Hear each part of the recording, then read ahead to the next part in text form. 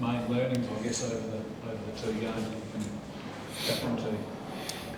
Yeah, plenty I can take out of tonight and the shift we made in a couple of days for my group. You know, like I was thinking after playing Joe and his team, like there's no shame in losing to a team like Australia. I looked at the squad list coming out, and you've got 250 plus caps in that front line and 130 goals. Like that's a tough team to go and play on their home soil. So we obviously had to adjust a few things between that first game and now.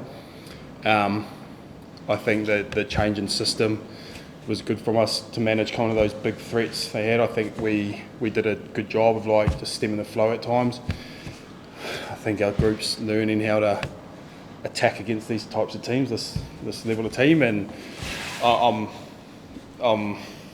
proud of the group and the way they kind of committed to that plan.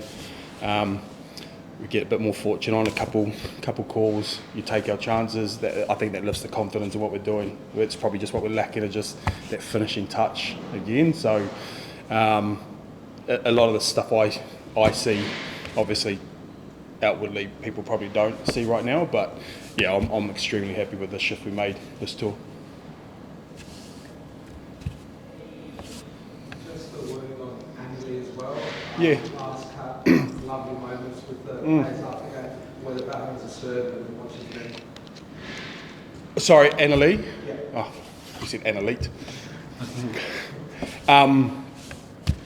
I've known Flea for a while now.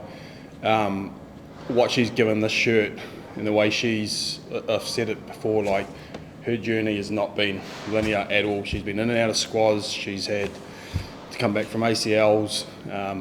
Like she's had to fight for her spot in this team. It was a privilege working with her in the role she's taken this year with when I came into the interim role, but obviously moving into the head coach role permanently I can't speak highly enough for her. And again, her character, the way she works, like she's got such a big future in sort of building our game, the women's pathway. She's so passionate about it. I'm so happy we got to a point we could send off like this, finishing that game as the Football Ferns captain in her last game. And yeah, she's just a top player, but top person. Like that's she sets the benchmark in terms of that type of player that we want in and around the Ferns. On Friday, you mentioned about Rebecca Scott, that she knew what she has to do to be able to make the team. Yep.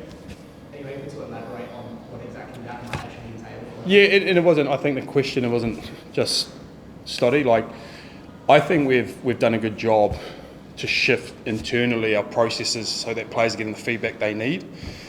We have a really, I think, strong campaign plan that takes us through to 27 but beyond. That needs clarity for players. I think, like I said the other night, it's not just Stoddy, there's other players that they have the feedback in terms of where we're at, what we're trying to shift, what they can do. So it's different for each player. I can't elaborate because that's a conversation between me and players. But what I'd say is, like, Stoddy's a class player. She's been around this team for a long time. There's other players that aren't here as well that have put a lot of blood, sweat and tears into that shirt. As you can probably see, like even tonight, some of it because we had to manage some players, but I haven't been afraid to kind of change that team up and test them at the highest level. And that's probably where we're at in our program. Is this year was a big piece around understanding what we've got in that wider squad, and it's just there's things that me and Stoddy have discussed around where she's at and what she needs to do, and it's the same for every player. So I think, again, it's part of our process. It's giving players the information they need, and then we get another window and we see what happens. Any other questions? No, good. Thank you, guys.